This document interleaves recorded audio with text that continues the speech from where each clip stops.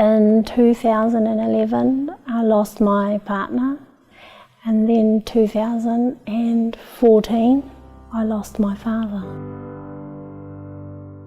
I started becoming more curious about where God was in my life. My name is Adelaide, and this is my story.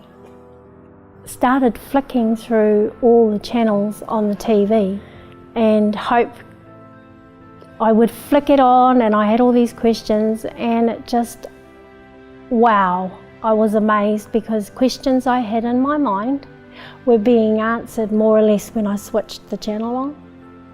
And that was the amazing thing, and it got to a point where I would tell my daughters, hey, remember that question I just asked about God? Guess what? It's just been answered. You have to come in and see, and you have to come in and listen. It just became the only thing that we would be watching on TV. I had questions about where my father and my partner really were. So I went pretty deep and quiet on that one, and then I thought, turn on the channel and see they had an answer. Once I had found the connection with the Seventh-day Adventist, I said to my girls, well, I'm sure that's the church down the road, let's go and have a look. So from then on, as I stalked, I call it stalking, I stalked the church for 3 months while I was having Sabbath at home with the channel, with Hope Channel.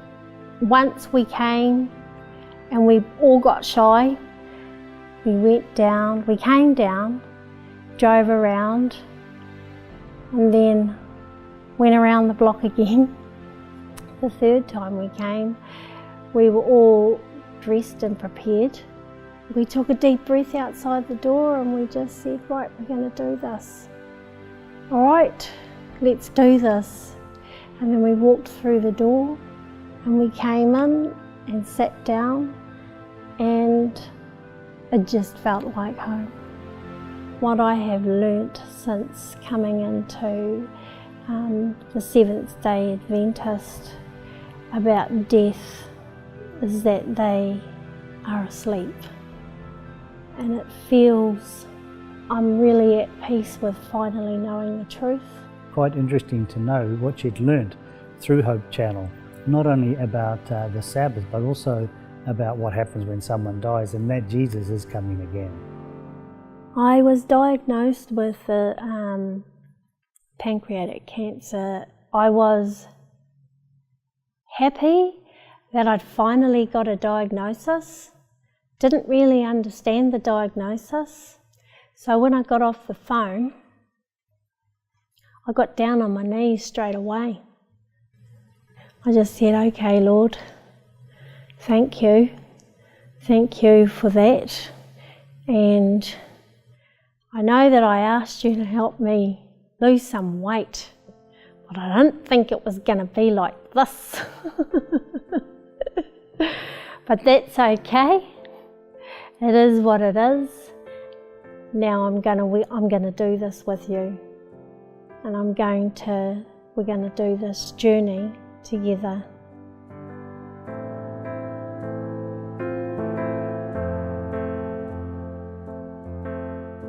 Our mother showed us the path to follow, and we will try to remain on that path so that we can meet her again.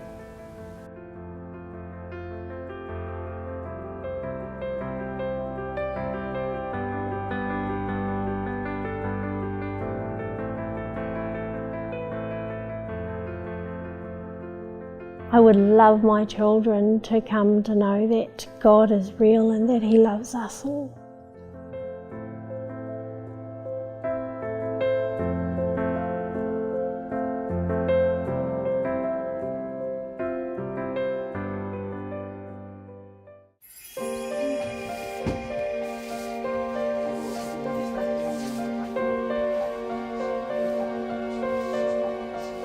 Yeah, I think my life would be different from another person my age, because I have more responsibility than them, and sometimes I don't go out much with friends. I just stay at home and look after my mom. So yeah, I don't do most things girls my age would do.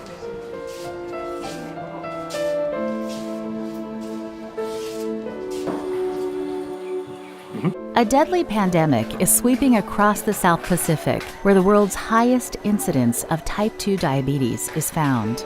In the Solomon Islands alone, 60% of hospital beds are occupied by diabetic patients. For many of them, diabetes leads to serious complications such as amputation and blindness. Today, 80 people will have an amputation in this region. That's one amputation every 10 minutes. I had this itchiness on my ankle. I thought it's just a little sore, but it gradually grew. So I was taken to the hospital. That's when they found out that I had diabetes. I can't move anywhere, and then my feet is not level. When they took off the toes, my feet sort of started balance. In 2014, that's when my eyesight got worse. I can't see properly. Now that my mom is blind, I'm the one who does the cooking and the cleaning and everything around the house. So basically my daily life is just looking after my mom, and it's usually me too who looks after my brother and my sisters. So I'm kind of like partially taking my mom's responsibility as a mother. Sometimes I might think of it as a burden, but then sometimes I think about it and realize that I have no choice.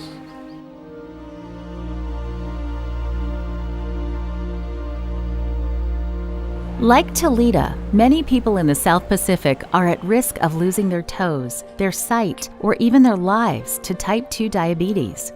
But the Seventh-day Adventist Church is determined to do something about it. Adventist Health and ADRA have partnered to launch the public health campaign called the 10,000 Toes. The campaign seeks to save the lives and limbs of people affected by this tragic disease through a multi-stage approach. This quarter, a portion of your 13 Sabbath offerings will support the 10,000 Toes campaign.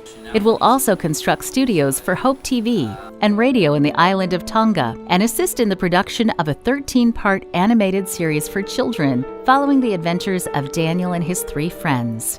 Please pray for the South Pacific Division, and thank you for your support of the 13th Sabbath Offering.